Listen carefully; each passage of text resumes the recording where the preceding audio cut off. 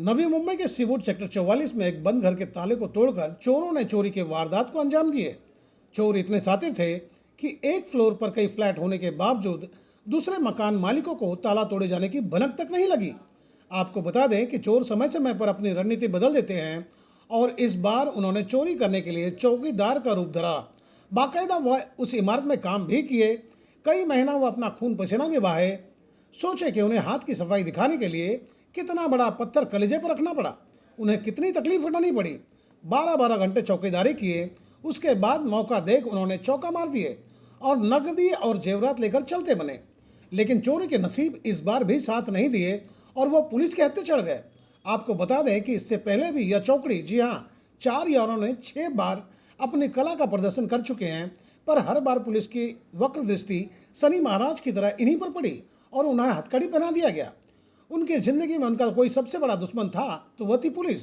उन्हें यही लगता रहा कि देश में कितने बड़े बड़े ठग पड़े हैं, पर पुलिस की नज़र उन पर ना होकर हम पर क्यों गड़ी रहती है। सच्चाई यह है कि इस बार भी उन्होंने खून पसीना एक कर अपने हस्तकला का प्रदर्शन किए थे और उन्हें लगा कि 1.5 साल के बाद अब बंद से राहत मिला है, जितना हाथ लगा है उससे अब वह कोई कारोबार कर लेंगे। पर फिर शनि की वक्र दृष्टि इनके खुशियों पर पानी फेर गई और अब 4 में से 2 यार पुलिस के गिरफ्त में पहुंच गए हैं। एक बार फिर इनके हसीन सपनों पर पुलिस ने पानी फेर दिए। आप देख सकते हैं, पकड़े गए आरोपियों के कला और काम गुजारी का बखान करने के लिए नवी मुंबई पुलिस विभाग के आला अधिकारी को आगे आकर पत्रकार को जानकारी देनी पड़ी।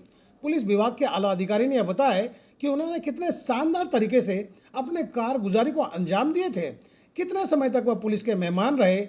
लेकिन इस बार नवी मुंबई एनआरआई पुलिस थाने के क्षेत्र में अपने हुनर का प्रदर्शन कर रफू चक्कर हो गए थे। यही वजह है कि इन आरोपियों को सरगर्मी से नवी मुंबई पुलिस तलाश कर रही थी।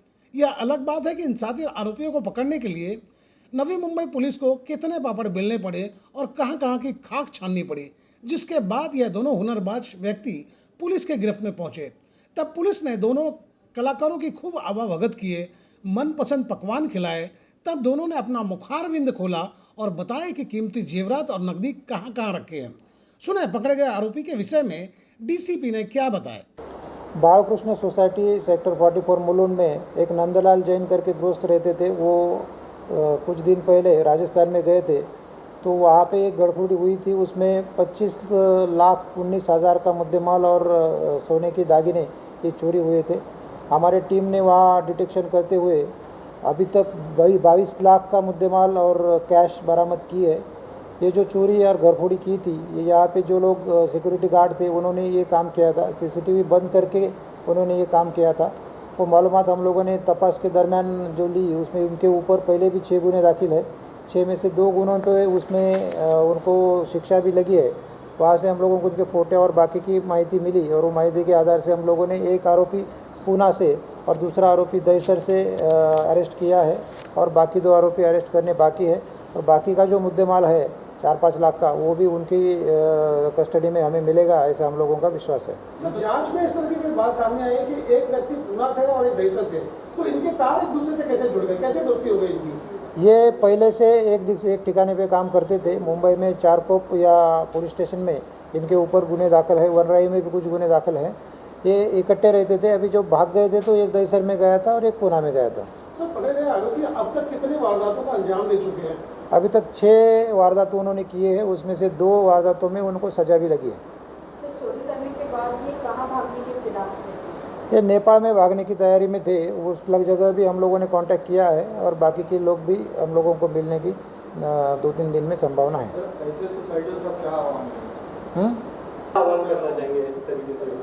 ये वारदात को देखते हुए हम सोसाइटी को ये आह्वान करेंगे कि जो भी सिक्योरिटी गार्ड आप लोग रख रहे हैं, जो भी हमारी सोसाइटी में काम लोग करने को लोग आते हैं, उन सबका पुलिस कैरेक्टर वेरिफिकेशन जो रहता है, चारित्र पड़ताल, वो कर लेना चाहिए और किसी अधिकृत संस्था के थ्रू ही ऐसे लोग रखने चाहिए कि जिनकी सब पूरी मालूमात रहनी चाहिए। सब उनको फ़ोटो, पासपोर्ट, आधार कार्ड, ये जो होना है, सब अगर होगा तो ऐसे कुछ वारदात हो जाती है तो पुलिस जल्दी से जल्दी उनके पास पहुंच के गुनाह डिटेक्ट कर सकती है।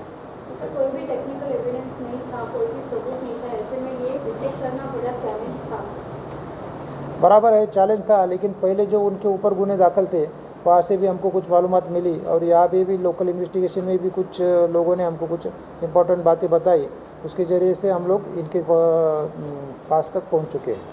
आप देखें, यह वह कलाकार है जिन्होंने बड़े ही सलीके से, बड़ी मेहनत और लगन के साथ अपने हाथ की सफाई को अंजाम तक पहुंचाए थे, पर उनकी खुशियों पर खलल डालने फिर से नवी मुंबई एनआरआई पुलिस पहुंच गई और मात्र चंद दिनों ही जिंदगी को ढंग से जी पाए थे, और वह भी साफ बुन ही रहे थे कि सारे सपने चूर हो गए। अभी यह दोनों मित्र पुलिस के खातिरदारी में हैं, जिनकी सेवा सत्कार आवाभगत हो रही है। पर सोने के पिंजरे में आपको कितना भी पकवान मिले, जाहिर सी बात है उसमें कोई रस नहीं आता, और इन दोनों के साथ भी यही हो रहा है। 4 दोस्तों में से 2 तो अभी पुलिस के गिरफ्त में हैं, पर 2 कलाकारों की तलाश में नवी मुंबई पुलिस जुटी हुई है। फिलहाल देखना होगा कि वह कब तक पुलिस के गिरफ्त में पहुंचते हैं। पकड़े गए हुनरबाजों का नाम है नवीन रतन विश्वकर्मा और कामी भगत गोरे। उनके पास से यह जेवरात और नकदी बरामद किया गया है, जिसके लिए इन दोनों को चौकीदारी करनी पड़ी थी। पर नवी मुंबई पुलिस को इन दोनों हुनरबाजों पर जरा दया नहीं आई और उन्हें गिरफ्तार कर सरकारी मेहमान बना लिया गया। हम तो इतना ही कहना चाहेंगे कि शॉर्टकट का रास्ता ज़्यादातर सीधे सरकारी मेहमान के मकान की तरफ ही जाता है।